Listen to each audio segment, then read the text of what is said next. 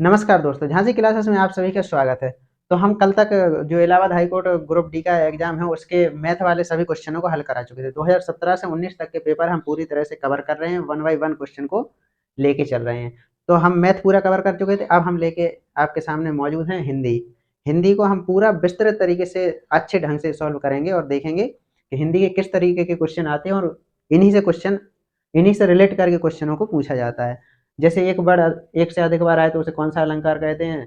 तो अनप्रास, श्लेष, उपमा, रूपक। अगर इस बार अनप्रास पूछा तो इस बार श्लेष या उपमा या रूपक इस तरीके से पूछेगा आखिर यहीं से कहाँ से पूछेगा वो। तो चलिए बिना देर करते हुए देखते हैं पहला क्वेश्चन हमारा ये है, जबरदस्ती का मेहमान। ये है क्वेश्चन, जबरदस्ती का मेहमान में कौन सी पंक्ति सही फिट बैठती है, मतलब इसका जो लोकोक्ति है उसका क्या है। तो पहला है, ऊंचा दुकान फीके पकवान, अधजल गगरी छलकत जाए, आंख के अंधे नाम नाम नयन सुख, मान ना मान मैं तेरा मेहमान।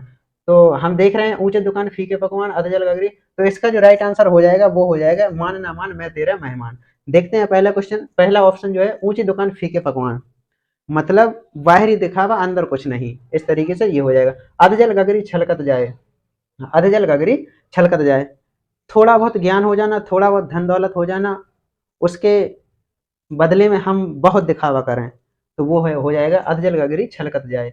आंख के अंधे नाम नयन सुख, आंख के अंधे नाम नयन सुख, नाम के हिसाब से हमारे गुणों का ना होना, गुण जो है हमारे नाम उसके विपरीत हमारा नाम होना, वो हो जाएगा आंख के अंधे नाम नयन सुख। जैसे एक होता है नाम होता है, वो कहते हैं नाम है शेर सिंह, मरत नहीं है चौखैया, तो इस तरीके से हो जाएगा। अगला क्वेश्चन देखते हैं, 9 2 11 होना। क्वेश्चन जो है हमारा 9 2 11 होना, ये हमारा क्वेश्चन है। तो 9 और 2 मिलाकर 11 होना, घबरा जाना, सी ऑप्शन है भाग जाना, डी ऑप्शन है प्रसन्न होना। तो इसका जो हमारा राइट आंसर है वो ऑप्शन नंबर सी सही उत्तर हो जाएगा। ऑप्शन नंबर सी हमारा सही उत्तर। अगला क्वेश्चन है तीसरा, लिंग की दृष्टि से शुद्ध वाक्य कौन सा है। तो पहला क्वेश्चन पढ़िए आप, मेरा पुस्तक अच्छा है, मेरा पुस्तक अच्छा है। बी ऑप्शन, आपकी नाक कट गई। सी ऑप्शन, आपका नाक कट गया। डी ऑप्शन, गुलाब की रंग लाल है। तो इसमें हम देख रहे हैं कि बी ऑप्शन जो है, बी ऑप्शन आपकी नाक कट गई, ये हमारा शुद्ध आंसर होगा। मेरा पुस्तक अच्छा है, इसकी जगह पे अगर मेरी पुस्तक अच्छी है तो ये राइट आंसर हो जाता। सी में आपका नाक कट गया, इसकी जगह अगर आपकी नाक कट गई होता तो ये सही होता हो जाता। और गुलाब की रंग लाल है, अगर गुलाब का रंग लाल है हो जाता, की जगह पे का हो जाता, तो ये यहाँ यहाँ अशुद्धि है ये हमारा। तो इस हिसाब से हमारा आपकी नाक कट गई वाला ऑप्शन सही हो जाएगा।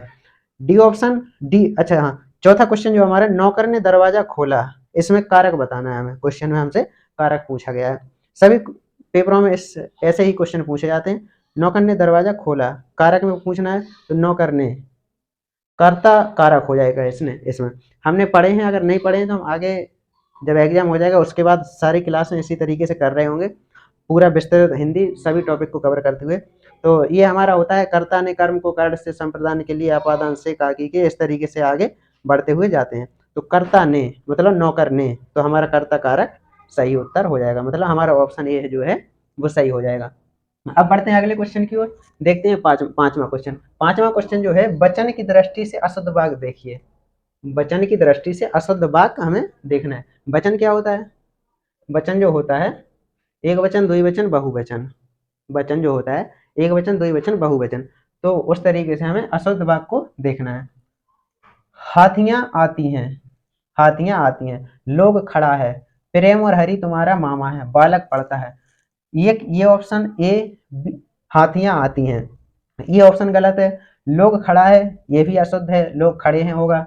प्रेम और हरि तुम्हारा मामा है, प्रेम और हरि तुम्हारे मामा, ये होगा। तो बालक पढ़ता है, ये जो ऑप्शन है ये शुद्ध है, बाकी के तीनों अशुद्ध हैं। तो क्वेश्चन में अशुद्ध पूछा था तो ए बी सी जो है अशुद्ध हो जाएगा। अगर पेपर में ये क्वेश्चन थोड़ा अजीब ढंग से लिखा गया तो ए बी सी जो है इसका सही आंसर हो जाएगा, जो कि हमें अशुद्ध वाक्य का चयन करना है। तो ए बी सी जो है हमारे अशुद्ध वाक्य है। छठवां क्वेश्चन क्या है हमारा, भूतकाल का वाक्य कौन सा है। भूतकाल का जो वाक्य है उसे हमें देखना है, पहचानना है। चिट्ठी भेजी जाती है, चिट्ठी भेजी जाती है, चिट्ठी भेजी गई है, चिट्ठी भेजी गई, चिट्ठी भेजी जाएगी।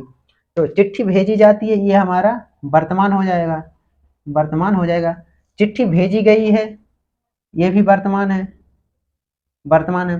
चिट्ठी भेजी गई ये हमारा भूतकाल है और यही हमारा राइट आंसर हो जाएगा। चिट्ठी भेजी जाएगी ये हमारा भविष्य का है, तो ये हमारा भविष्य वाला है। ये हम इसमें हम देखेंगे राइट आंसर क्या है, राइट आंसर हमारा सी हो जाएगा, चिट्ठी भेजी गई। बढ़ते हैं अगले क्वेश्चन की ओर, देखते हैं अगला क्वेश्चन। वर्तनी संबंधी अशुद्धि, वर्तनी संबंधी अशुद्धि किस वाक्य में है? वाक्य का हमें चयन करना है। यह उच्च कोटि का ग्रंथ है, यह उच्च कोटि का ग्रंथ है। बच्चों को मेरा आशीर्वाद है, बच्चों को मेरा आशीर्वाद है। मैं आपसे क्षमा चाहता हूँ, यह पत्र गोपनीय है। तो वर्तनी संबंधी अशुद्धि देखनी है, मतलब किसी वाक्य में कोई एक अक्षर या दो अक्षर, दो शब्द या एक शब्द गलत लिखा है, तो ये जो आशीर्वाद है ये हमें अशुद्ध दिख रहा है, मतलब इसकी जो वर्तनी है वो अशुद्ध है। यही हमारा बी जो ऑप्शन है राइट आंसर हो जाएगा।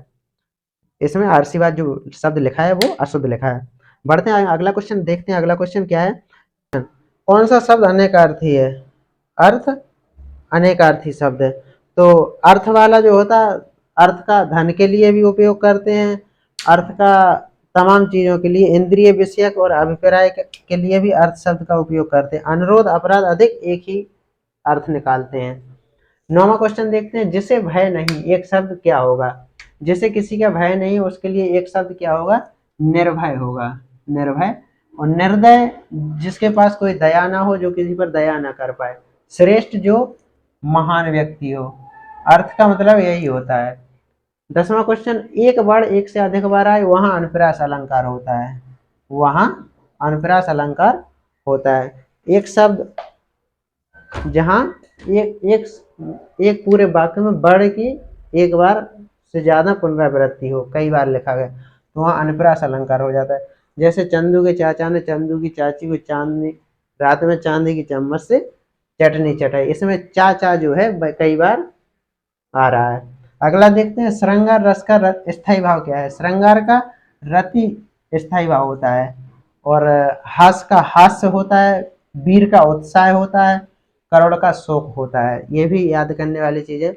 भाई बहन में समास कौन सा है? भाई बहन में द्वंद्व समास होगा, भाई बहन में द्वंद्व समास होगा, क्योंकि ये बीच में योजक चिन्ह लगा है और भाई और बहन एक दूसरे के अपोजिट हैं, तो इसमें द्वंद्व समास होगा। और द्विगु समास जो होता है जहाँ संख्याओं का बोध हो, तत्पुरुष वो अलग होता है, उसे भी हम आगे डिस्कस करेंगे। तो ये हमारा 12वां क्वेश्चन था। देखते हैं अगला क्वेश्चन। 12वें क्वेश्चन का जो राइट आंसर है वो द्वंद्व हो जाएगा। तीसरा अगला 13वां क्वेश्चन देखते हैं, दिनकर का पर्यायवाची। दिनकर जो है सूर्य का पर्यायवाची हो जाएगा। दिनकर, दिवस, दिवाकर, भास्कर, भानु, ये सब पर्यायवाची सूर्य के होते हैं। अगला क्वेश्चन 14वां क्वेश्चन जो है, पवन पर्यायवाची किसका है? तो पवन वायु का पर्यायवाची होता है, जो कि हम बहुत पहले से पढ़ते चले आ रहे हैं। पुष्प का पूछें तो फूल होता है पुष्प का, ये तमाम चीजें। आग का पावक, अनल, हुताशन, दहन, ये तमाम जो ऑप्शन है ये आग के पर्यायवाची हो जाते हैं। तो साथियों बढ़ते हैं अगले क्वेश्चन की और देखते हैं अगला क्वेश्चन। अमृत, अमृत का विलोम शब्द क्या है? अमृत का विलोम शब्द जो है सभी जानते हैं, अमृत का विष होता है। विष जो है इसका राइट आंसर हो जाएगा। यश का विलोम शब्द क्या है? यश का विलोम शब्द, तो विलोम शब्द जो है वो उसमें कुछ प्रत्यय उपसर्ग लग के, कुछ शब्द ऐसे हैं जो प्रत्यय और उपसर्ग लग के उनमें वो अपने आप को विलोम उसका बना लेते हैं। तो यश में अगर अप शब्द, अप जो है अप उपसर्ग, अप उपसर्ग अगर जोड़ दिया जाए तो अप यश हो जाएगा, अप यश जो कि यश का विलोम शब्द बन जाएगा। तद्भव जो शब्द है, तद्भव में पिता और किसान जो शब्द हैं वो दोनों शब्द तद्भव हैं। संस्कृत का, संस्कृत तत्सम जो है, तत्सम का मतलब होता है जो संस्कृत का सेम रूप होते हैं, तत्सम मतलब खुद संस्कृत के समान। तो वायु का जो है, वायु जो शब्द है वो तत्सम है। महाशय का संधि विच्छेद, महाशय का संधि विच्छेद जो है महाधन आशय हो जाएगा। महाशय का संधि विच्छेद है जो महाधन आशय हो जाएगा। यहाँ आ प्लस आ मिलके बड़ा आ बना रहे हैं, तो यहाँ दीर्घ संधि जो है हो जाएगी। महाशय इसका सही उत्तर हो जाएगा, बी ऑप्शन जो कि हमारा राइट आंसर हमें मिल जाएगा। जिसके आने की तिथि ज्ञात ना हो, जिसके आने की तिथि ज्ञात ना हो, तो उस ऐसे इसमें से ये जो है इसका एक शब्द हमें बताना है। जिसके आने की तिथि ज्ञात ना हो, सब जानते हैं इसका अतिथि जो है वो उत्तर राइट हो जाएगा। अतिथि जो है इसका राइट आंसर हो जाएगा। अब अगले जो 4-5 सवाल हैं, 1 2 3 4 5 सवाल, 5 सवाल हैं जो कि पैराग्राफ से। पैराग्राफ आपको हम बगल में दिए दे रहे हैं और हम यहाँ आपको पढ़ रहे हैं पैराग्राफ, आप भी पढ़िए। 20 जुलाई 1905 को लॉर्ड कर्जन ने एक आज्ञा जारी करके बंगाल को 2 भागों में विभाजित कर दिया। हाईलाइट करेंगे, 20 जुलाई 1905 को लॉर्ड कर्जन ने एक आज्ञा जारी करके बंगाल को 2 भागों में बांट दिया। पहले भाग में पूर्वी बंगाल और असम थे और उसकी आबादी 3.1 करोड़ थी। दूसरे भाग में शेष बंगाल था और उसकी जनसंख्या 5.4 करोड़ थी, जिसमें 1.8 करोड़ बंगाली और 3.8 करोड़ बिहारी और उड़िया थे। तर्क यह दिया था कि बंगाल का प्रांत इतना बड़ा था कि एक प्रांतीय सरकार द्वारा उसका प्रशासन चला सकना असंभव था। लेकिन जिन अधिकारियों ने यह योजना तैयार की उनके दूसरे राजनीतिक उद्देश्य भी थे। बंगाल का भारतीय राष्ट्रवाद बंगाल तब भारतीय राष्ट्रवाद का केंद्र माना जाता था और इस कदम के द्वारा अधिकारीगण बंगाल में राष्ट्रवाद के प्रसार को रोकना चाहते थे। देखते हैं क्वेश्चन इससे रिलेटेड, बंगाल को किसने बांट दिया था? तो हमने पैराग्राफ में देखा है लॉर्ड कर्जन ने जो कि हमारा बी ऑप्शन है, लॉर्ड कर्जन ने बंगाल को 2 भागों में बांट दिया था। लॉर्ड कर्जन इसका सही उत्तर हो जाएगा। बंगाल को कितने भागों में बांटा गया? तो हमने देखा है पहले भाग में पूर्वी बंगाल और असम थे और दूसरे भाग में शेष बंगाल था। तो 2 भागों में बंगाल को बांट दिया गया था। एक ये अगला क्वेश्चन है जिसका ये ऑप्शन राइट हो जाएगा। अगला क्वेश्चन, तीसरा क्वेश्चन पैराग्राफ से, पहले भाग में कौन से क्षेत्र थे?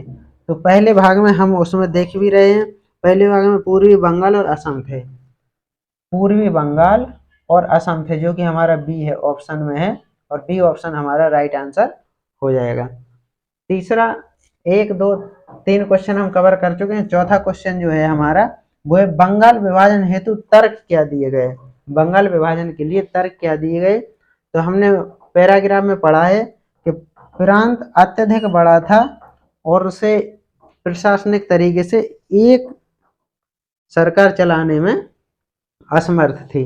तो ये तर्क जो दिया गया, प्रांत अत्यधिक बड़ा था, तो ये ऑप्शन डी हमें राइट आंसर के रूप में मिल जाता है पैराग्राफ के हिसाब से। अगला क्वेश्चन ये लास्ट क्वेश्चन 2017 का जो पेपर है वो पूरा कवर कर रहे थे, उसका ही आखिरी क्वेश्चन है, बंगाल विभाजन का राजनीतिक उद्देश्य क्या था? बंगाल विभाजन का राजनीतिक उद्देश्य तो जो था हमने पैराग्राफ की लास्ट की पंक्तियों में पढ़ा भी है कि बंगाल जो उस समय था भारतीय राष्ट्रवाद के उदय का केंद्र माना जाता था। तो राष्ट्रवाद का प्रसार जो है उसको रोकना इसके पीछे का उद्देश्य था। तो ये हमने अभी तक टोटल 25 क्वेश्चनों को कवर कर दिया है। ये हमारे पूरे क्वेश्चन हो चुके हैं जो कि हमें बेहद महत्वपूर्ण एवं बेहद इम्पोर्टेंट क्वेश्चन है। मिलते हैं अगले वीडियो में 2018 के पेपर के साथ। ये हमने पूरा 17 कवर कर दिया है, 2018 कवर करेंगे अगले वीडियो में, उसके बाद 2019। 17 से 19 तक की हम पूरी सीरीज चला रहे हैं जिसमें मैथ वाले 17 से 19 तक के सभी क्वेश्चनों को हल कर चुके हैं, जो कि आपको प्ले लिस्ट में मिल जाएंगे। अगर नहीं देखें तो आप वहां जाकर देख लीजिए। और ये हमने आज हिंदी को पूरा कवर कर दिया है 2017 वाले पेपर का। मिलते हैं अगले वीडियो में अगले पेपर के साथ। तब तक के लिए चैनल पर जुड़े रहिए। वीडियो पसंद आया तो वीडियो को लाइक करिए, शेयर करिए। चैनल पर नए हैं तो चैनल को सब्सक्राइब करिए। तब तक के लिए जय हिंद।